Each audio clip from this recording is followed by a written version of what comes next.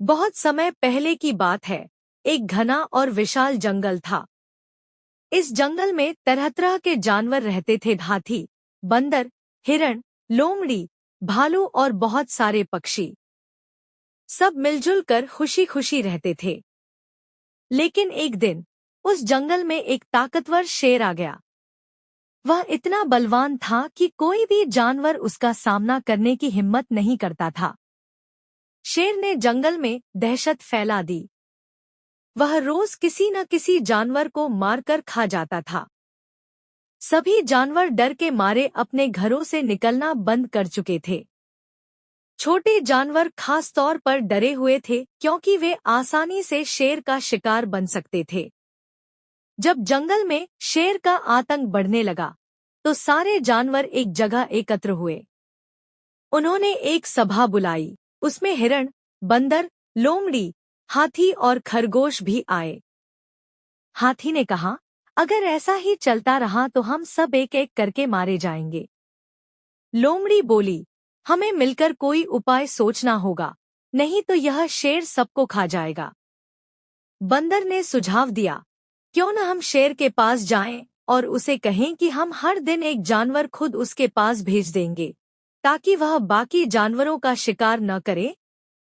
सभी जानवर थोड़ी देर सोच में पड़ गए। यह एक जोखिम भरा उपाय था, लेकिन फिलहाल इसके अलावा कोई रास्ता नहीं था। सबने सहमति जताई। अगले दिन जानवरों का एक दल शेर के पास गया। उन्होंने हाथ जोड़कर कहा, हे जंगल के राजा, हम आपकी शक्ति और बल को जानते हैं। हम आपसे एक प्रस्ताव लेकर आए हैं। यदि आप हर दिन एक जानवर खाकर संतुष्ट हो जाएं, तो बाकी जानवरों को डर में जीना नहीं पड़ेगा। हम बारी बारी से हर दिन एक जानवर भेजेंगे। शेर थोड़ी देर सोचता रहा, फिर बोला, ठीक है, लेकिन अगर किसी दिन कोई जानवर नहीं आया तो मैं दोबारा अपने हिसाब से शिकार करूंगा। सभी जानवर सहमति जताकर वहां से चले गए। इस तरह हर दिन एक एक जानवर शेर के पास भेजा जाने लगा। शेर आराम से अपना भोजन करता और बाकी जंगल शांतिपूर्वक चलता रहा। कुछ दिन बाद बारी आई एक छोटे खरगोश की। खरगोश बहुत ही समझदार और चतुर था। वह जानता था कि शेर के सामने जाकर सीधे मर जाना कोई समझदारी नहीं है। उसने सोच लिया कि वह कोई न कोई उपाय जरूर निकालेगा। खरगोश ने जानबूझकर शेर के पास पहुंचने में बहुत देर कर दी। शेर गुस्से में बैठा था, भूख से तड़प रहा था। जैसे ही खरगोश वहां पहुंचा, शेर गरज कर बोला, इतनी देर क्यों हुई? मैं तुम्हें अभी मारकर खा जाऊंगा। खरगोश ने बहुत ही शांत स्वर में कहा, महाराज, कृपया मेरी बात सुनिए। मैं समय पर आ रहा था, लेकिन रास्ते में एक और शेर ने मुझे पकड़ लिया। उसने कहा कि वह इस जंगल का असली राजा है और वह भी आपसे लड़कर राजा बनना चाहता है। शेर को सुनते ही क्रोध आ गया। कौन है वह दुस्साहसी शेर? मुझे अभी उसके पास ले चलो। खरगोश ने कहा, ठीक है महाराज, आप मेरे साथ चलिए। मैंने उस शेर को एक गुफा में देखा था।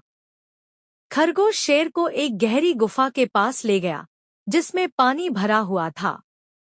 वह गुफा दरअसल एक बड़ी कुआनुमा गुफा थी, जिसके भीतर पानी का गड्ढा था। खरगोश ने शेर से कहा, वह शेर इसी गुफा में रहता है। आप झांक कर देखिए, वह यहीं छिपा है। जैसे ही शेर ने पानी में झांका, उसे अपनी ही परछाई दिखाई दी। उसे लगा कि सच में कोई और शेर उस पर घूर रहा है। क्रोध में आकर शेर ने गर्जना की। परछाई ने भी वैसी ही गर्जना की। असल में वह उसकी ही आवाज थी जो गूंज रही थी। शेर को लगा कि सामने वाला शेर उसे चुनौती दे रहा है। क्रोध और अहंकार में वह गुफा में कूद गया। गुफा में पानी बहुत गहरा था और शेर तैरना नहीं जानता था। वह डूब गया। खरगोश वापस जंगल में आया और सब जानवरों को सारा हाल बताया। पूरे जंगल में खुशी का माहौल छा गया।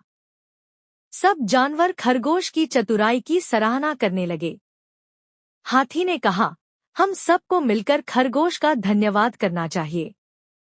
उसने अकेले ही हमें शेर के आतंक से मुक्त कर दिया। बंदर बोला, हमें यह याद रखना चाहिए कि ताकत से ज्यादा बुद्धि काम आती है। लोमड़ी भी बोली, अगर हम एकजुट रहें और बुद्धिमानी से काम लें, तो कोई भी समस्या बड़ी नहीं होती। उस दिन से जंगल में फिर से शांति और आनंद लौट आया। सब जानवर पहले की तरह मिलजुल कर खुशी से रहने लगे।